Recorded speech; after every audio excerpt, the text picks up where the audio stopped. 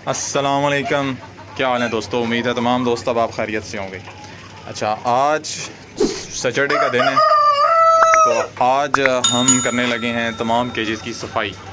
अभी मैंने ये बाकी के केज परिंदे सारे बाहर छोड़ दिए हैं, और अभी ये जो थोड़े से रह गए हैं इन्हें भी मैं बाहर सारों को शिफ्ट करूँगा। ये जो है ना मेल, क्योंकि इन्होंने लड़ना होता है, इन मेल को मैं अलहदा बाहर केजेस में मैंने बंद कर दिया है। बाकी बर्ड्स जितने भी हैं वो मैंने बाहर छोड़ दिए हैं। देख रहे हैं आप, ये सारे के सारे बर्ड्स मैंने बाहर ओपन में छोड़ दिए हैं।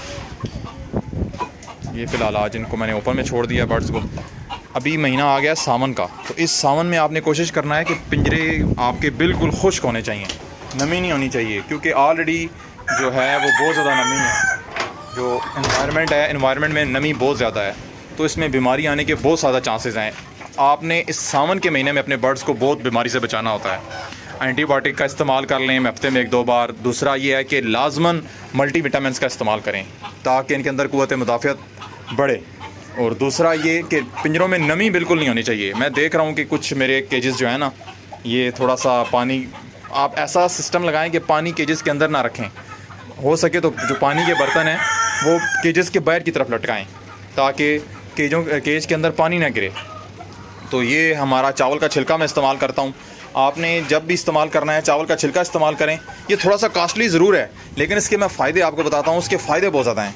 जो है ना बूरा, उसमें डस्ट बहुत ज़्यादा होती है, जिससे उनको सांस की बीमारी, सांस की तकलीफ़ हो जाती है। दूसरा क्या होता है कि बूरे का आपको हर महीने बाद बूरा चेंज करना होता है। तकरीबन 15-20 दिन गुजरते हैं तो बूरे से स्मेल आना शुरू हो जाती है। लेकिन ये चावल का छिलका आप देख रहे हैं, ये 2 महीने हो चुके हैं ये चावल का छिलका डला हुआ है, अभी भी इसमें स्मेल नहीं आ रही। और अभी भी देख रहे हैं इसके अंदर आपको बीठे वगैरह इतना नज़र नहीं आएगी, पर वगैरह नज़र आ रहे हैं 2 महीने से। और सबसे बड़ी बात, कोई डस्ट वगैरह नहीं उड़ती है, चावल के छिलके से डस्ट नहीं होती। और दूसरा प्लस, इसमें थोड़ा बहुत चावल होता है, वो मुर्गियाँ चोंचें मारती रहती हैं और सर्च करके उससे खाती रहती हैं। तो मुझे चावल के छिलके का रिज़ल्ट बहुत ज़बरदस्त मिला है।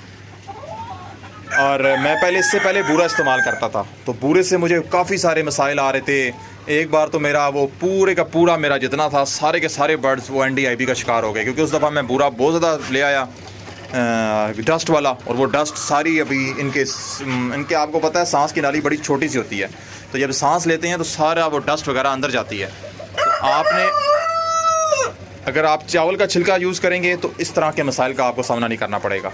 तो बस ये मैं अभी शुरू करने लगा हूँ। सारे केजेस का बूरा बाहर निकालूंगा और इनके अंदर जो है ये फ्रेश चावल का छिलका जो है ये डालूंगा।